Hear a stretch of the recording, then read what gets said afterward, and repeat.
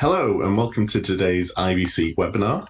My name is James Pearce. I am a freelance journalist and former deputy editor of IBC 365. I'm going to be your moderator for today's fireside chat, which will be looking at the battle against piracy. Piracy continues to be a huge challenge for broadcasters across the globe. Researchers suggest piracy costs the wider media and entertainment industry as much as $70 billion a year, though determining the exact figure is quite challenging. With such severe costs, battling the pirates should be a core part of any broadcaster's or OTT strategy.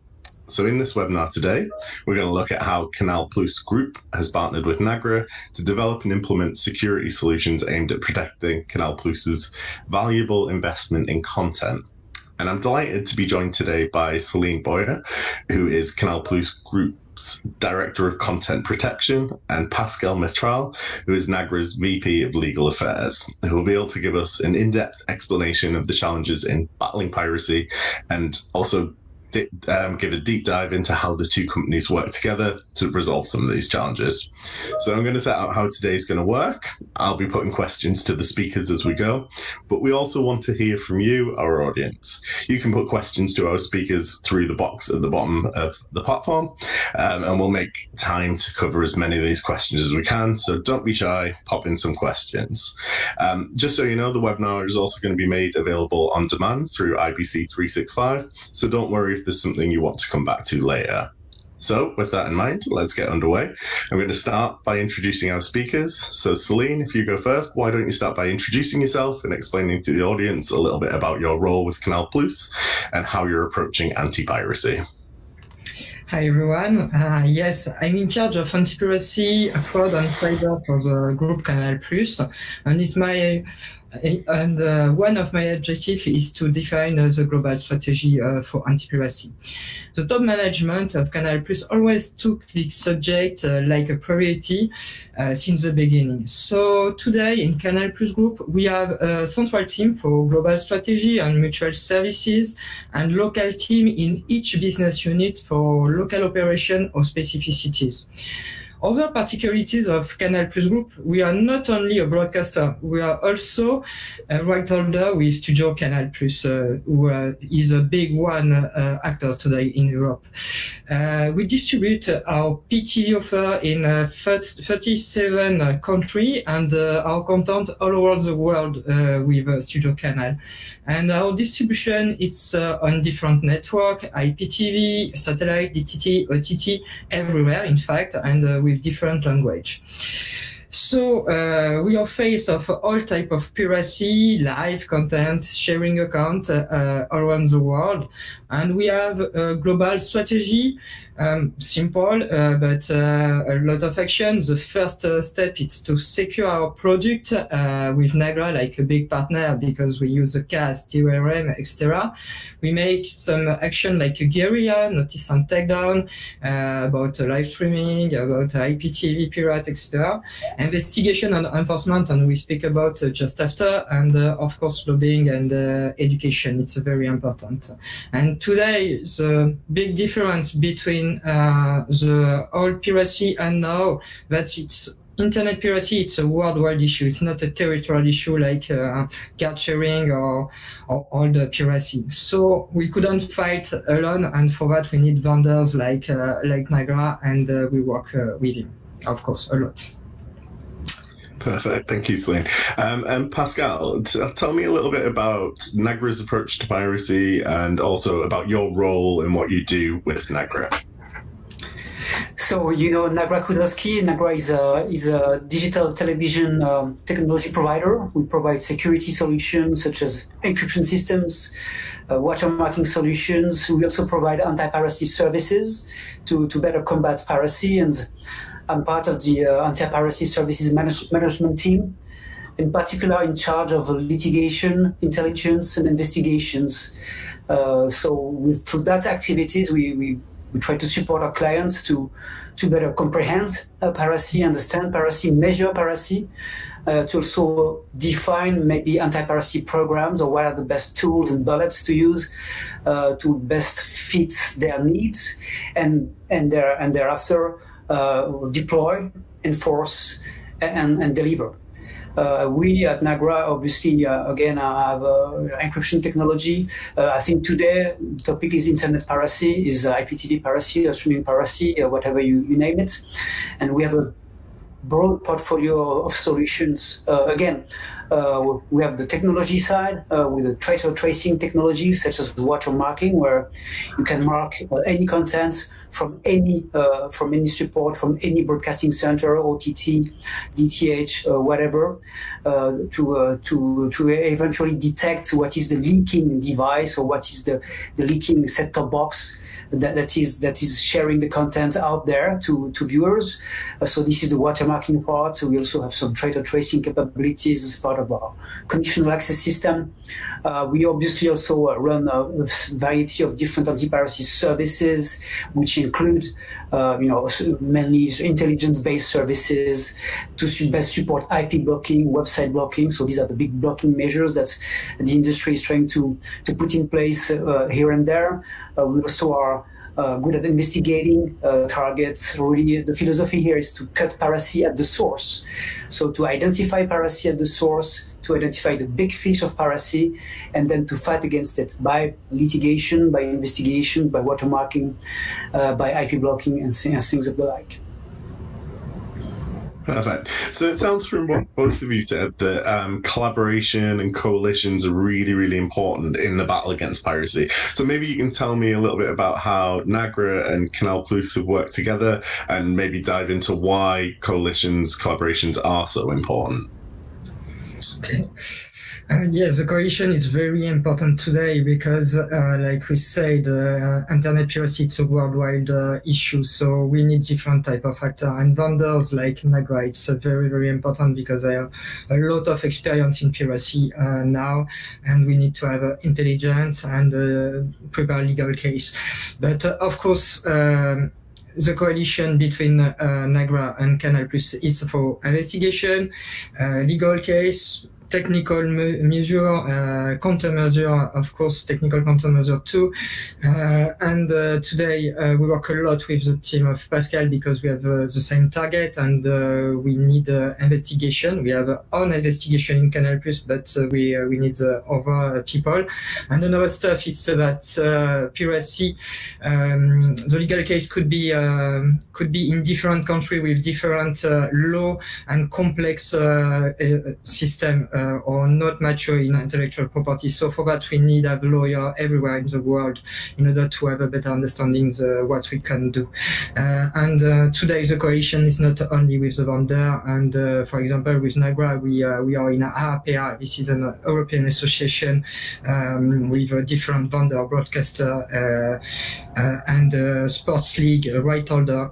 We need everyone because when we go to the legal case, everyone, we are stronger for explain to the judge or explain to the police our impact on the issue. It's very, very important. Canal Plus today is a coalition. It's a part of the strategy because we need it. But we have different type of coalition. We have a local coalition with local association in each country because we need to know the specificity of the country, like I said in law. We have a regional association like API in Europe or Avia in Asia. And another big one for Canal Plus today is it's Alliance Creative Entertainment, ACE.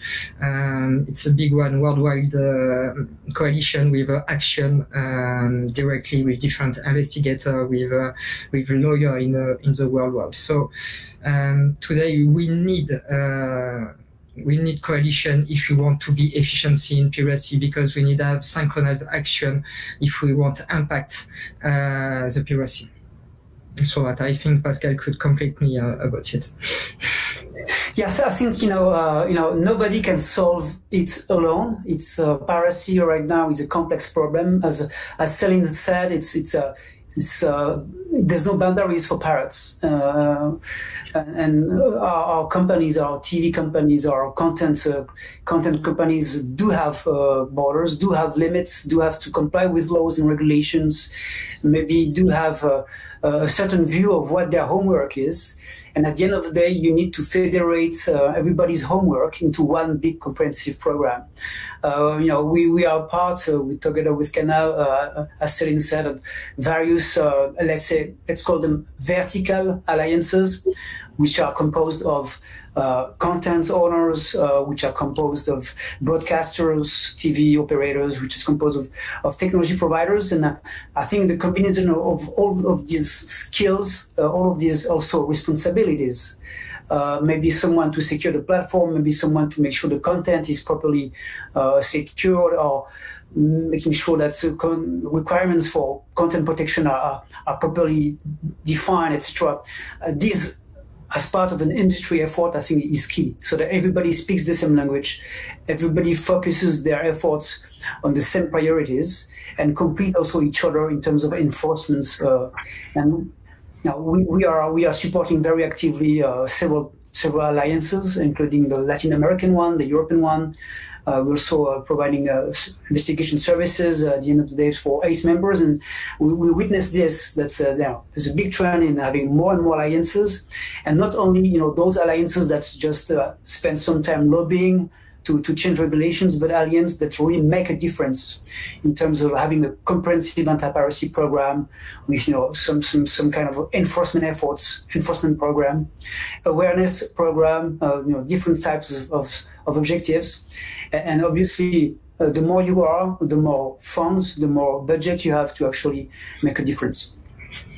And yes, like you said, Pascal, I think sectoral alliances, it's important in order to speak in one voice for certain intermediary in piracy, like GAFAM and others. So for that, it's important today to have alliances for not only lobbying, but lobbying needed. And if we just speak with, for example, Facebook, Twitter, with the same voice, with a right holder, it's easier to find the good tools, to find the way to fight against piracy. It's very important. If only Canal Plus ask Facebook something, it could be complicated to the GAFAM to understand that we need it for the real. So it's very, very important to do that. It does sound like everybody in the ecosystem has a role to play in this.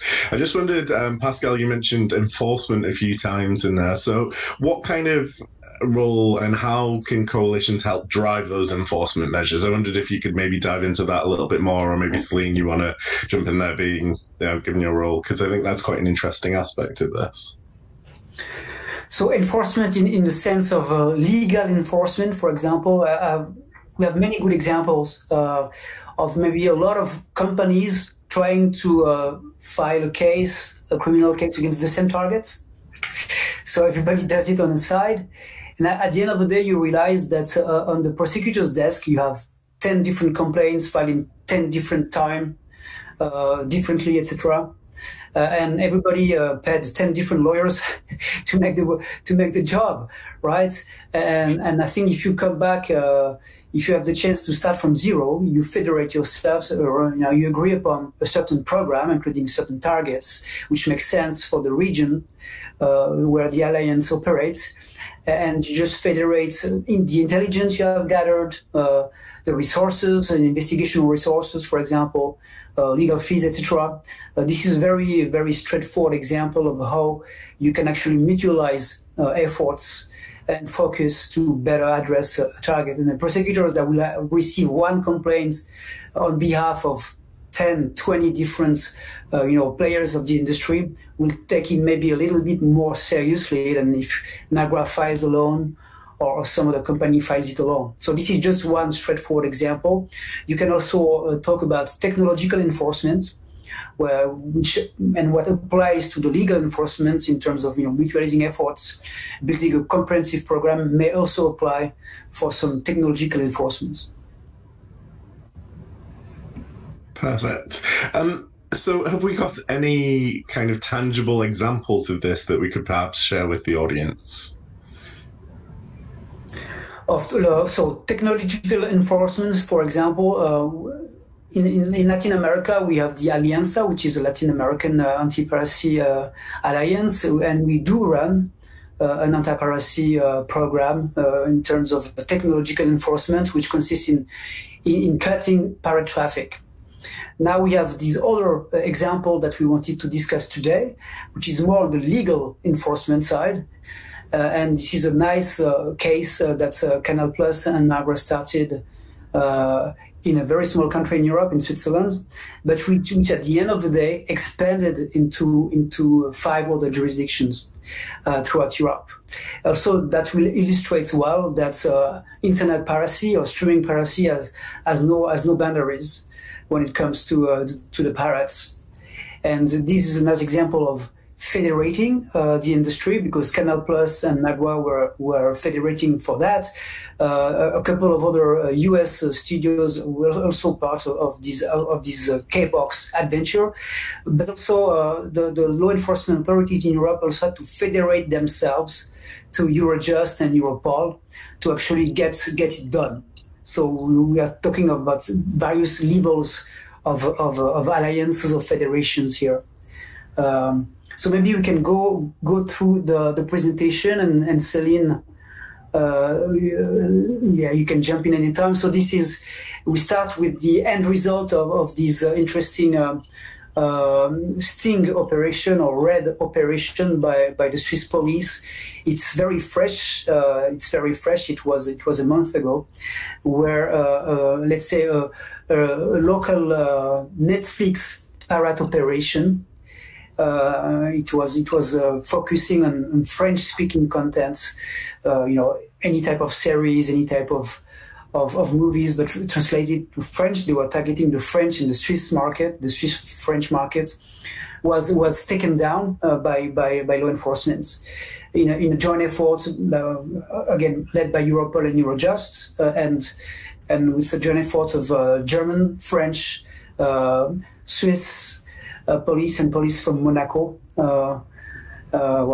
And so this is the user experience you could have as a user of the service that day, and that still remains.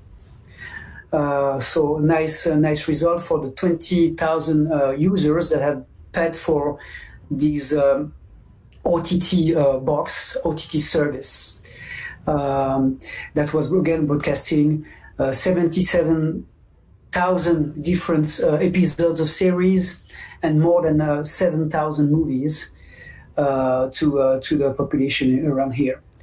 IPTV devices were pre-configured, and for the price of about $150, you were getting a lifetime access to the library of content these pirates were pushing around.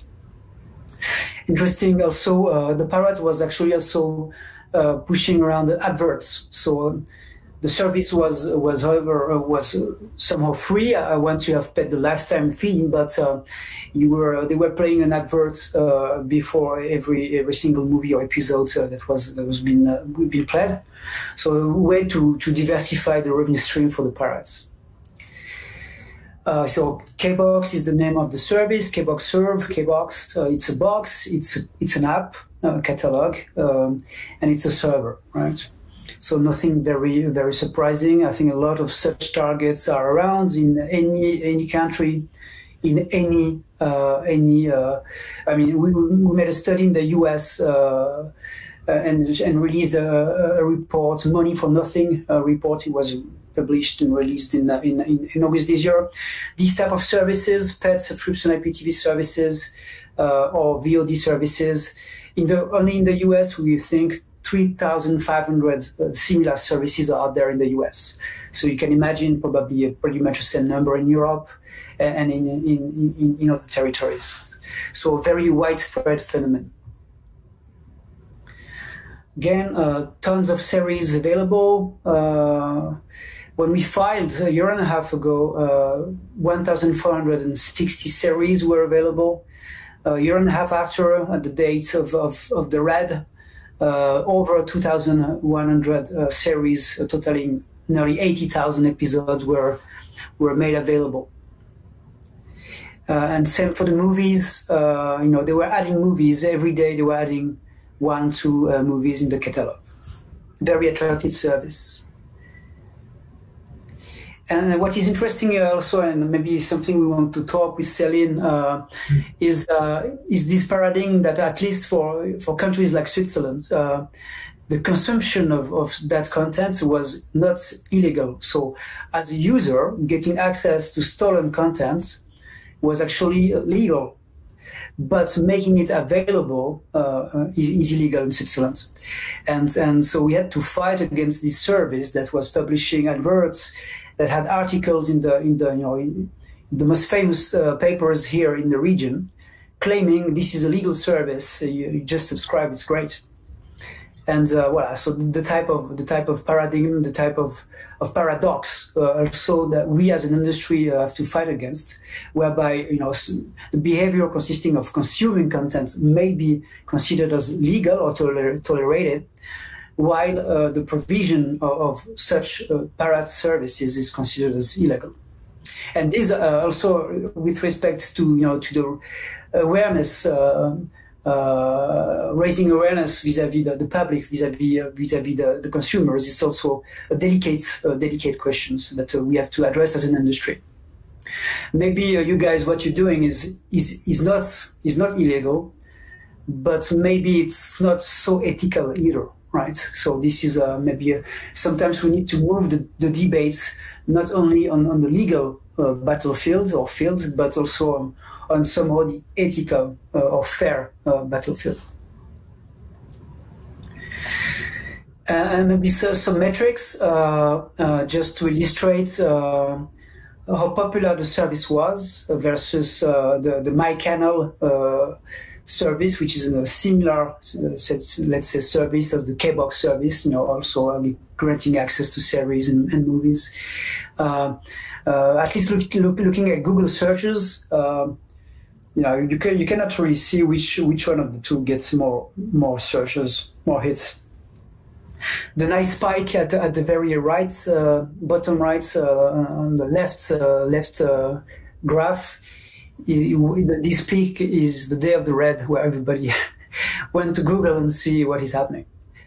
And again, on the left-hand side, the chart is Switzerland, and you could see really how popular the device was and the parrot service was by people looking at the K-Box, trying to acquire one, trying to get information about it.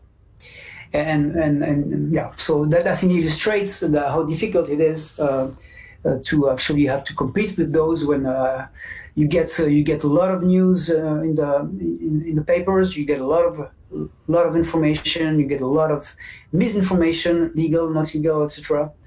And obviously, as a Canal or anybody in the industry, you have to compete against very, very attractive parrot service.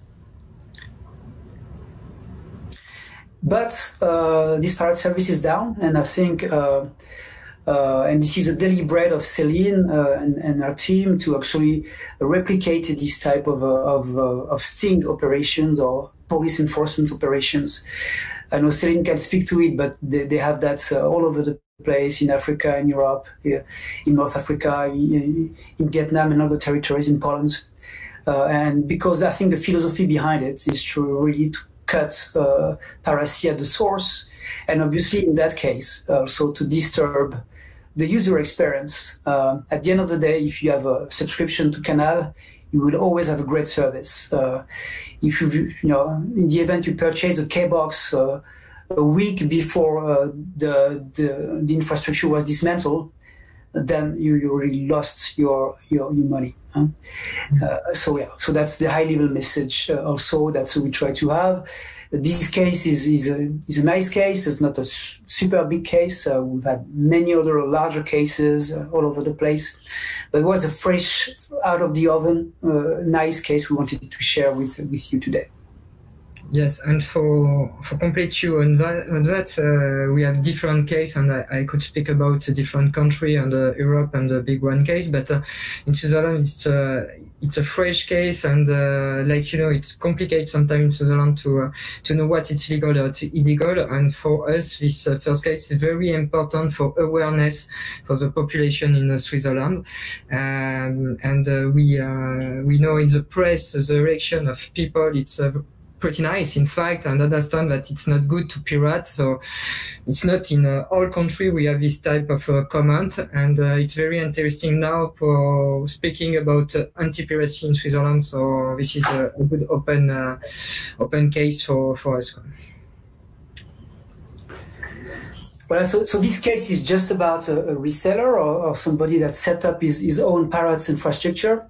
What we're trying to do with Canal is really to identify also the big fish, or the much bigger fish. And those can be not only resellers, but mainly, those providing the streams to numerous resellers, those providing the key infrastructure for Pirates to operate.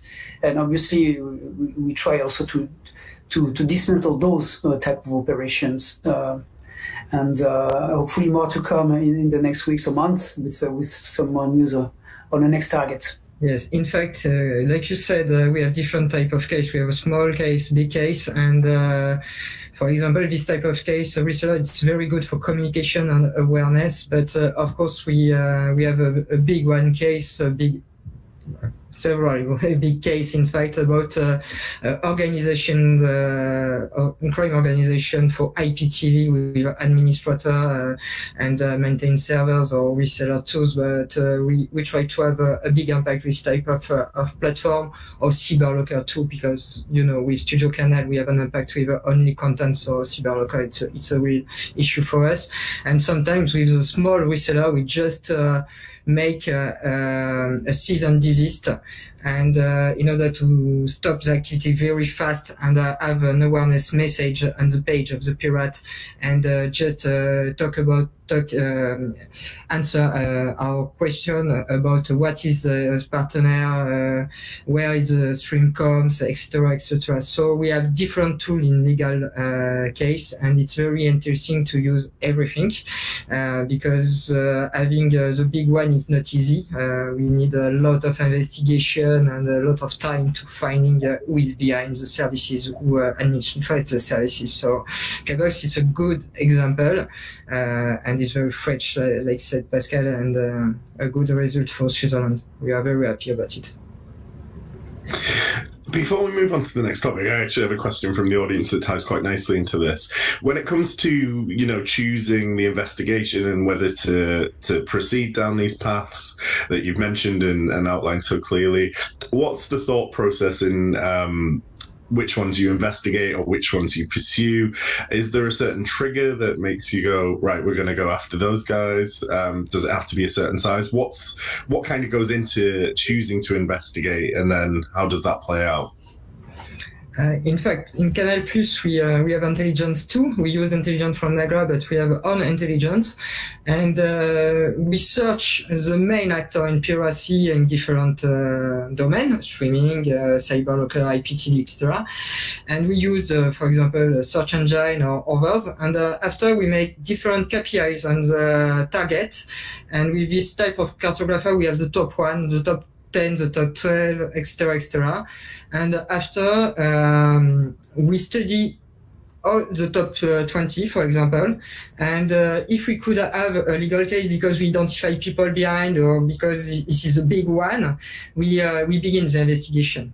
And if the investigation is easy because it's a small one, we just make a cease and desist. If it's a big one, we could buy the pirate mechanism in order to have an technology understanding behind the pirate services, and we make OSINT investigation in order to try to find people behind services. But of course, the first step is to make a cartography of the main pirate actor, because there are a lot of it's 1,000 people behind piracy, so we need to choose the most important. Yeah, we have an intelligence platform that is fueled by lots of different data sets. It's fueled by our real-time monitoring labs. So we capture a lot of data, IP, domains, and the like from pirate applications, from pirate boxes, from pirate websites that have been monitored 24/7.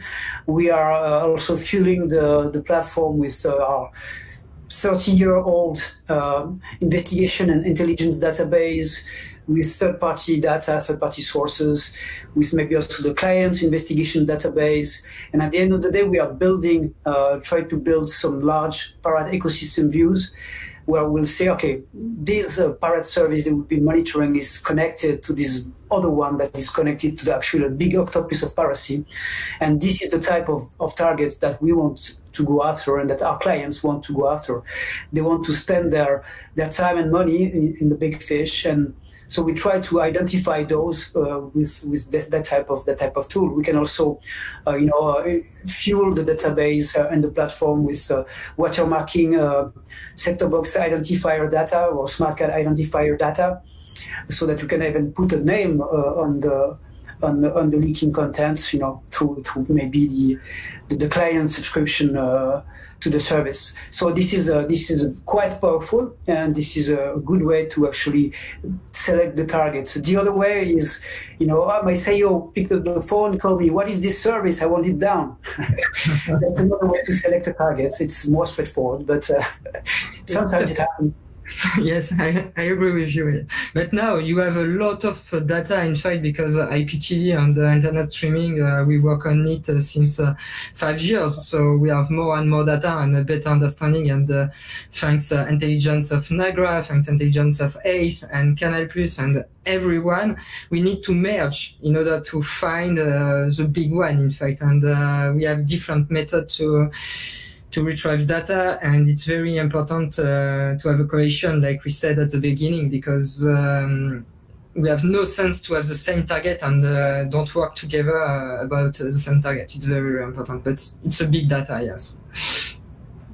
Thank you. I want to move on slightly, because I think something that Pascal mentioned during the slideshow during the presentation was about consumers, and that in some countries accessing these pirated services isn't even legal from the consumer point of view. So is it that consumers are being kind of tricked by these services into using them, or is the picture a little bit more complicated? Maybe you can talk a little bit about the importance of educating consumers and kind of where they sit in this chain.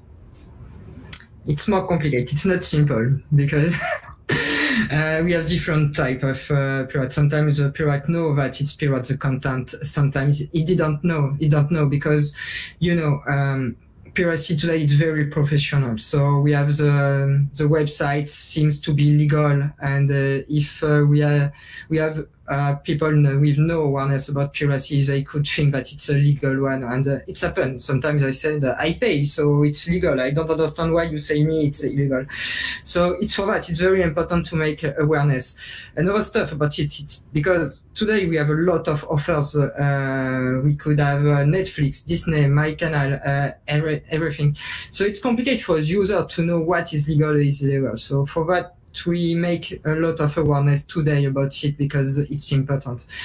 Another type, it's about scam, because we have a lot of scam, in fact, in anti-piracy. Sometimes, one time the boss says me, hey, Céline, see this ad, €5, and you have all channel.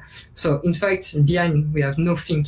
So we have scam, and we need to awareness about it. And the last point, it's sometimes we could access to the content for no money. It's a free live streaming, for example, and others. But in fact, if you don't pay, you are the product. And we saw more and more that the guy behind the piracy push the malicious code on the PC of the user. So sometimes the Bitcoin miners or just filter your consume data in order to resell just after.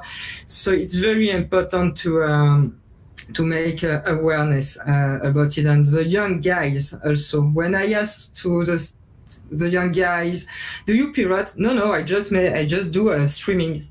So we need to explain what is a piracy when we have this type of reaction. And for that, it's very, very important. And after we have account sharing, but it's another type of piracy, fraud, between fraud and piracy, in fact. Well, when it's too good to be true, sometimes people accommodate that maybe it's pirated and they shouldn't watch it, but you accommodate. Yeah, so I think nobody would steal a lollipop from a grocery store. At least I would not. And even more, Haribo is a big consortium. It's a $1 billion company that sells lollipops, right? So it's a major of lollipops. We sometimes hear people say, I don't care about stealing content. All those majors have so much money, etc. And I think this is not right. And also, sometimes people don't really care because they do it from home, and what you do from home, nobody knows. So, well, you also accommodate of doing things from home. So it's indeed quite complex. I agree that people ready to pay for pirated contents maybe sometimes confused, is it legal or not? And also those maybe at the end of the day ready to pay to go back to legitimate broadcasters. And that's also where we try to focus on NAGRA to try to better maybe recover a few viewers or quite a few viewers from Piracy to go back to our clients. But to me, raising awareness is very important, and maybe not in a way where people feel guilty about it, but in a way where we explain and educate, if you like this content, if you want to have it at any price or even for free, it's because the content is attractive. To make it attractive, you need to remunerate creators, you need to remunerate actors, technicians. It takes 1,000 people to make a movie, if not more. It's a real industry. It's a nice industry, and it cannot work if everything is obtained for free. And this is really true. I mean, this is not only the nice story that we tell to everybody for them to pay their monthly subscription. This is out there. This is true. So I think that type of awareness, making people sensitive to that type of aspects is important. Canal Plus has done a very nice and very sexy, very clip on credential sharing. So people that share their login passwords to a certain, to the Canal Plus OTT platform. Maybe we can play it, but it's really interesting message because you don't feel guilty when watching it, even if you do credential sharing. It's smartly done. Maybe we can play it and then continue the discussion after. Yes, you're right. Yeah. So what I'll do now, I'm going to play a video, just a warning to some of our English speakers. It is in French, but it will all make sense. And we're going to talk about it afterwards. And a question to think about is, where does credential sharing kind of fit into this fraud picture? Hopefully the guys will help me answer that after we play the video. But I'm going to hit play on this now. So hopefully this should all good. Qu'est-ce qu'il fait? Oui, j'arrive! Allez! Très gros match ce soir, je le sens. Allez, balance-moi ça. Vas-y. C'est quoi ça? Ah, c'est quoi mes codes? C'est pas Camolox 1, 2, 3. Non, j'arrête. Ah, c'est pas mon compte. Mais quoi, c'est pas ton compte? CAD? Oui, toi, ça va commencer. Allô? Oui, salut, c'est CAD. Est-ce que tu peux me redonner tes codes Canal, s'il te plaît? Comment ça, tu utilises encore mes codes? Au CAD, c'est pas parce qu'on a fait des sketchs ensemble il y a 1000 ans que tu peux les utiliser toute la vie. Bon, je vais voir ce que je peux faire. Bah tu rigoles, c'est un plaisir que tu m'appelles. Même si c'est juste pour me taxer mes codes. Tu me laisses 2 minutes, je les cherche et je te rappelle, ok? Tu sais que c'est illégal de me demander des trucs comme ça? Je sais. Je déconne. C'est bon, je te rappelle. À genoux, chevalier, on joue coxia. Si tu permets, j'appelle Mélissa. Je te rappelle parce que c'est elle qui... Ce qui est mémoire, tout ça, c'est elle. Non mais Jamel, mais me dis pas que t'as prêté mes codes. T'imagines si tout le monde faisait comme toi? Bref, je vais voir ce que je peux faire. Je te laisse, je suis en rendez-vous, c'est important, je suis avec un producteur. Allô, Maxime? Ah, Isabelle. Non mais ça me sauverait la vie. Mais bien sûr, je vous rappelle. Allô? Allô, maman? Est-ce que tu pourrais me redonner tes codes Canal? Oh bah non, t'avais qu'à te les noter. Désolé, mais... C'est pas possible. Pas cette fois. Non, c'est mort. Ça va pas être possible. D'accord, ok. Merci. Alors? C'est mort. Sinon, j'ai un puissance 4.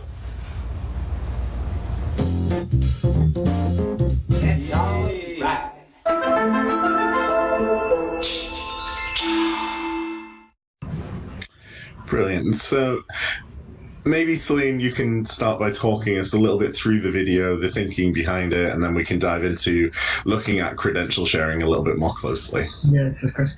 Yes, like Pascal said, today we use humor in awareness because or just explain what's behind. And sharing account today, it's a big issue for us, of course, because with a digital platform, it's easy to find login and password and just a fifth access to one legitimate user.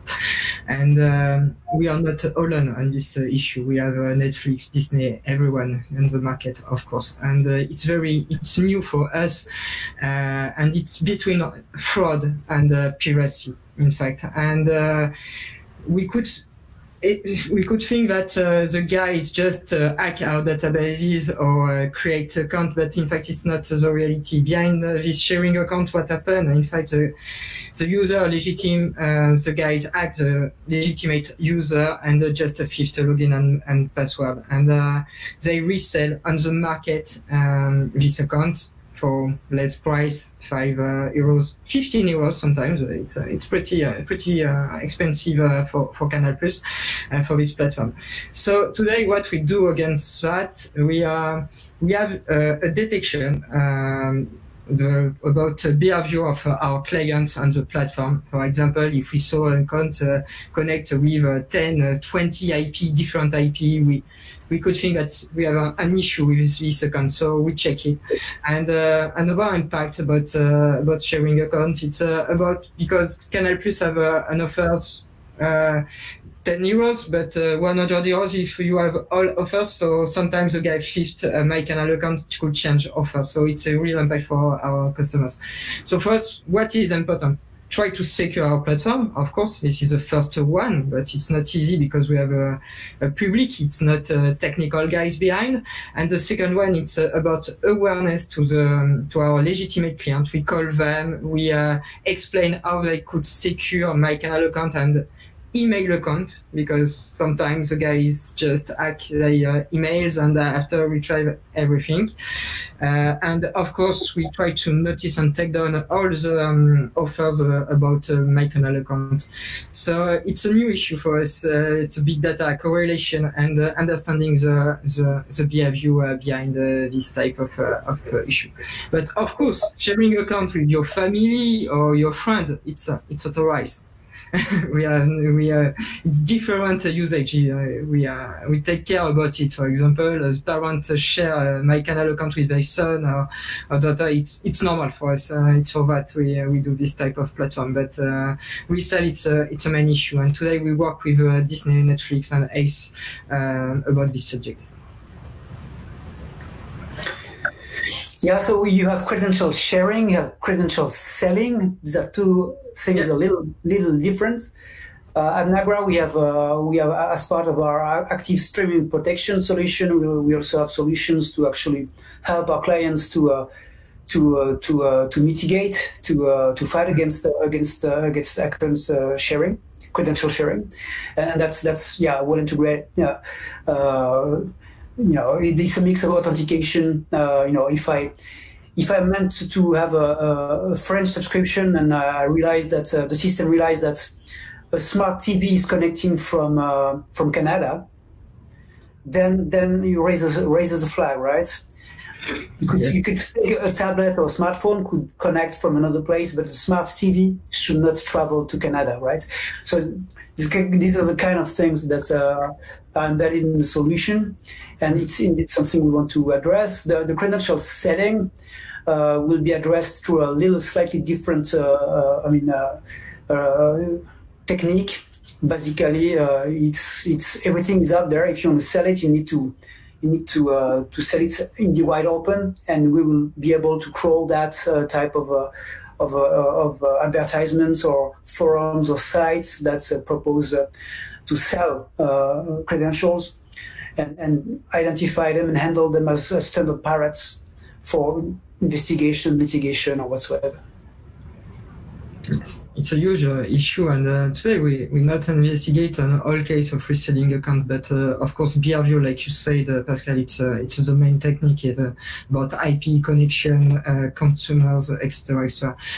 So it's very important to try to detect the bad behavior in order to detect which account is pirates.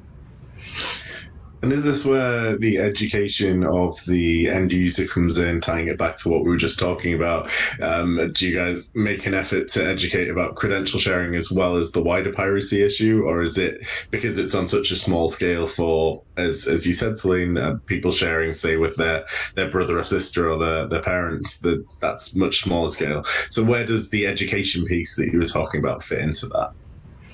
For credential sharing, we educate about security, in fact, because, like I said, this is my legitimate user who they hack their account. So we have an awareness about the cyber security. It's very important. It's on internet, you know.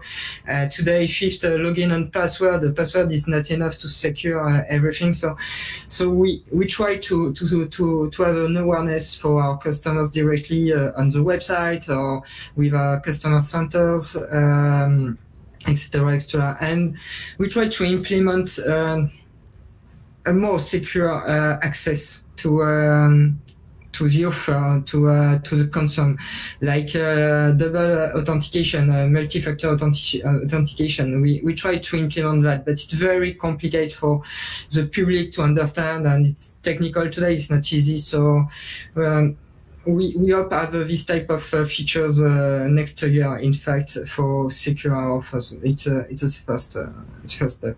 But awareness, it's directly for our customers on this type of piracy. For other piracy, it's more about impact of creation or impact for society. We have not an awareness says you are guilty guy. It don't work. We know that we need to explain why we don't pirate the content. The final word of the clip that you've seen before is fun, is interesting. The best way to share your credentials is to have credentials. Yes. The best way to share your subscription is to have a subscription. So again, I think it's a very nice message to convey. Yes. You don't feel like you are the bad cop, but you actually do pass the message. In fact, we want just to pass the message. And like you say, if you want the quality, just pay. And you have the quality. If you want access, just pay. You have access. You have no worry about it. So yes, you're right, Pascal. It's a main message behind this clip. I can see we've got a few questions coming through from the audience, but before we move on to them, we've got a little bit of time left, so I'm going to make sure we have time to answer a few of those questions. I wondered if you could maybe give a quick breakdown as to what we should expect to see from Canal Plus and NAGRA going forward, how you guys might work together in the future, and so on. We have different products with NAGRA because we have a good cooperation today, and like Pascal said, we have technologic project like watermarking, like data mining against piracy and others. And other way, of course, we work more and more with the team of Pascal in order to have a better investigation, coalition with different actors, and we use legal stuff in the Pascal team, so it's very important for us. But the main project tomorrow, it's about watermarking. Yeah, this and watermarking again can be combined with with the intelligence gathered on the field. So it makes it very powerful, not only to deactivate a leaking account, a leaking device, but also to identify a pirate organization behind a pirate service. And also at Kudelski Group level, we also are a cybersecurity provider, and we also have Canal Plus as a cybersecurity client, where we try to secure their IT environments and provide other services. So NAGRA is also expanding. Digital security is content security. It's also cybersecurity. So it's also an avenue that we address with Canal and with other clients from the pay TV industry. WC also have cybersecurity related needs. Perfect. More and more cybersecurity with Kudelski, yes. So going on to some of the questions from the audience, and please do keep them coming through. I'll try and get through them as quickly as possible. You mentioned before about the cease and desist orders that you use specifically for the smaller players. We've just got a question here as to how successful they tend to be, and how long does it normally take for those services to stop once they've been successful going through the courts? Okay. So the first step of this type of case, we need to have a nosy investigation and have evidence about piracy. So we take 1 week, 2 weeks about this type of work, because like I said, it's a small and easy case. In general, the guy is not very good for hide on internet. And after we just have a lawyer, and we have a template. Now the first, it's more complex, a template about that the guy pirate us, and he engaged to stop all activities, and we send the letter from the lawyer. And in general, we have this type of case take 1 or 2 months, because after stop the services, we ask different information about the ecosystem behind the pirates. But yes, it's very short term for us, and it's for the small one. I repeat, really small one. Perfect. One maybe more that you could have a look at for us, Pascal. Could you talk maybe about the move to cloud? Obviously, with 2020 being the year that we've had, and we managed to go this whole time without talking about COVID, so that is a first in 2020. But obviously, we're seeing a lot of services moving to the cloud across the entire media and entertainment space. So as services move to the cloud, maybe you could talk a little bit through about security and the role that plays, and kind of how you protect piracy as more and more services are cloud-based. Yeah, so it's a good question, and actually, yes, we didn't mention the name, so but we did deploy systems without even having to go to the customer's premises. Actually, this year, due to COVID, so that was also nice to see that this is feasible. Obviously, pirates are always interested in the weakest link of the distribution chain, and the cloud is where distribution may start. And obviously, it's where the assets are to be found.